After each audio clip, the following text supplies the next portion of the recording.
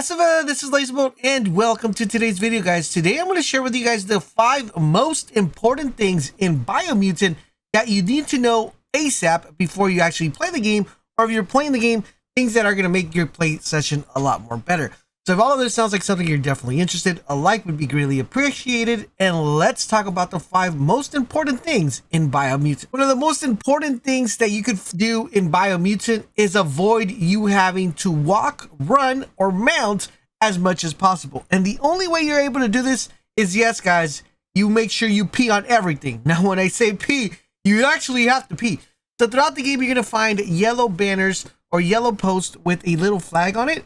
You want to make sure that every time you see one of these posts, you approach it and you interact with it. Usually if you're playing on controller, I was playing with the Xbox controller, it's going to be Y, or I believe on keyboard it's either space, that you're going to be able to trigger these. Every time you see one of these, make sure you go and activate it. You will find them somewhere anytime you're roaming around the world.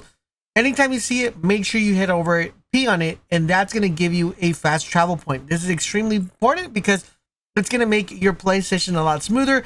Sometimes it'll take you like 5 to 7 minutes to actually get to a location. But if you actually have these fast travel points, it's going to save you a ton of time without you having to do too much mounting or too much running around.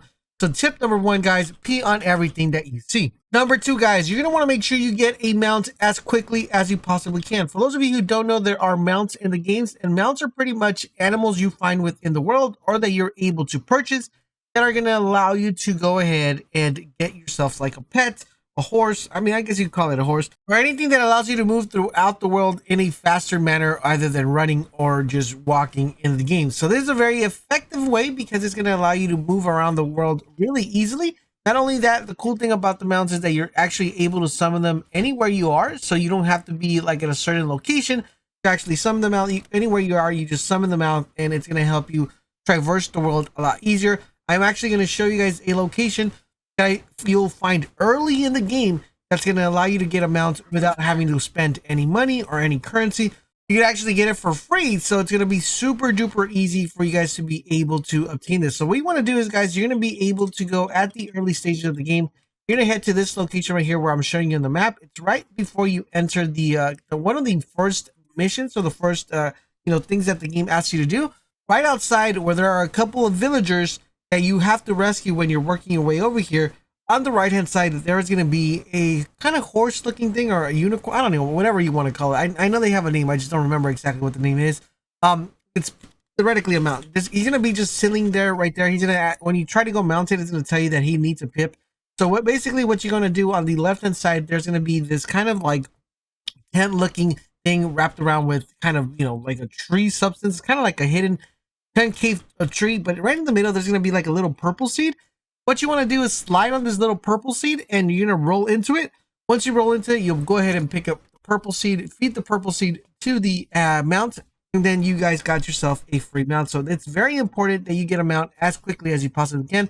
This is the fastest one that I found and the earliest one I found within the game. That will avoid you from spending any of your leaf currency early in the game. So get a mount as quickly as you possibly can. Number 3, guys, you want to make sure you destroy everything. Now, when I say you destroy everything, I really mean destroy everything. So throughout the world and throughout the locations, you're going to find towers of certain materials. For example, towers of wood, towers of rubber, towers of electronics, towers of plastic.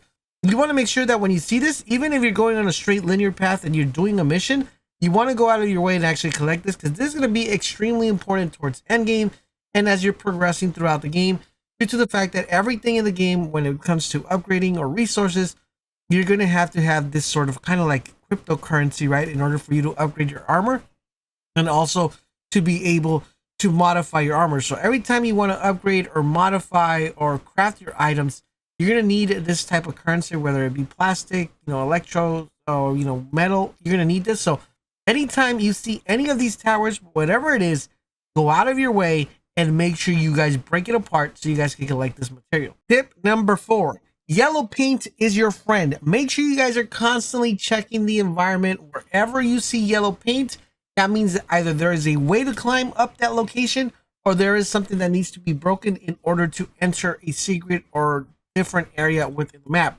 Usually when you're traversing throughout the game, you're probably just admiring how beautiful the landscape is. You're going through every single motion.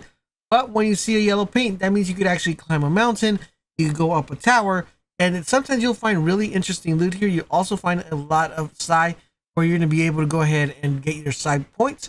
You'll also be able to find a lot of hazardous material in the sense that you'll be able to get points to, kind of get better your gear and also better your character. So it's extremely important you pay close attention. Look for the yellow paint. If you see the yellow paint, you should definitely go and explore and see exactly what's going on. If you, for some reason, you need to get to a high area and don't know how to get it, look for the yellow paint. The yellow paint is your friend. One thing that's extremely important through early gameplay is that you're going to go into areas that either are contaminated with whatever sort of toxin that it has, whether it be fire, whether it be toxin, whatever it is. You're going to go to certain areas, and early in the game, you're not going to have too much resistance to these particular areas. The only way you're able to traverse this is if you actually look for water. The water is your friend. I'm going to tell you guys exactly why your water is your friend. Number one is if you hop inside the water when you're inside of one of these areas, you are going to avoid and get rid of that resistance, which in tail will avoid you from dying, which is extremely important because what happens in the game, once you get contaminated with too much of the toxin, you're going to end up dying and going to have to restart the game. So jump in the water. The water's going to get that resistance off of you. And if it's not too deep, you won't be drowning. So it's really important that you pay close attention. Now, speaking of drowning, once again, the water is your friend. Actually, it is, because what happens is sometimes when you're in the water, you're going to notice that you're probably going to start drowning.